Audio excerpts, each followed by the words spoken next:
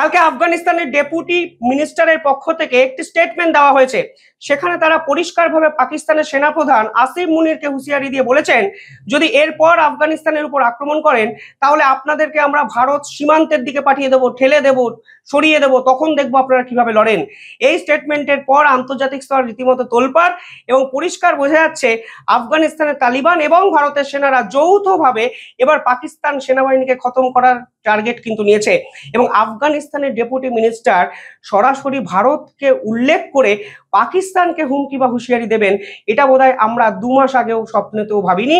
যদিও পরিস্থিতি যেভাবে বদলায়, আজকে এই বদলে যাওয়া পরিস্থিতিতে সময়ের দাবিতে আফগানিস্তান এবং ভারত একই সঙ্গে কাজ করছে এবং তাদের একমাত্র টার্গেট যে পাকিস্তানের এই সেনাবাহিনী এবং আসিম মুনির, তা কিন্তু আজকে পাকিস্তানের বিপক্ষে আফগানিস্তানের এই স্টেটমেন্টে পরিষ্কার। পাশাপাশি অনেক প্রশ্ন সিজ ফায়ারকে কেন্দ্র করে কিন্তু উঠতে শুরু করেছে।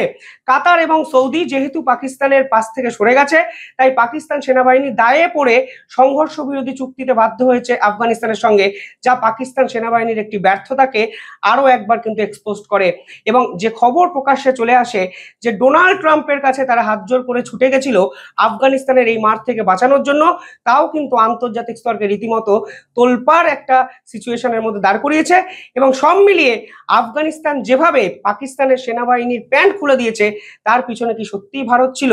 ভারত ছাড়া সত্যিই কি আফগানিস্তানের এই লড়াই করা সম্ভব ছিল? এই রকম অসংখ্য প্রশ্নচিহ্ন কিন্তু এখন আন্তর্জাতিক মিডিয়ার প্রধান চর্চার বিষয়। আর যখন আফগানিস্তানের সঙ্গে ভারতের এই বন্ধুত্ব নিয়ে কথা হচ্ছে, একাধিক জল্পনা কিন্তু উস্কে দেওয়া হচ্ছে, ঠিক তখনই আফগানদের এই স্টেটমেন্ট, যেখানে ভারতের সীমান্তে পাঠিয়ে দেওয়ার হুমকি পাকিস্তান সেনাবাহিনীকে দিলেন আফগানের ডেপুটি মিনিস্টার। ভারত এবং আফগান জোট বেঁধে পাকিস্তানকে শেষ করার খেলা কি তাহলে শুরু হয়ে গেল? প্রশ্ন থাকছেই।